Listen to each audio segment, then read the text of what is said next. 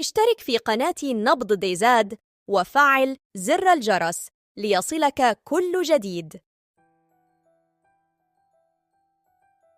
السلام عليكم وأسعد الله صباحكم. نشرت العديد من الصفحات الناشطة على الفيسبوك خبر صادم وكارثي وقع بولاية باتنا ورعب الجميع، وهذه التفاصيل الكاملة تابع الفيديو للأخير.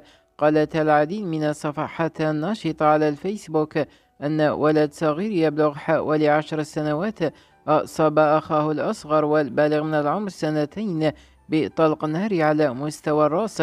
ذات المصادر أكدت أن الضحية ما زال على قيد الحياة، ولكن حالته خطيرة وتم نقله للمستشفى لتلقي العلاج اللازم، فيرجى أخذ الحيطة والحذر وعدم ترك الأسلحة في متناول الأطفال وكذا الأشخاص الغير مؤهلين.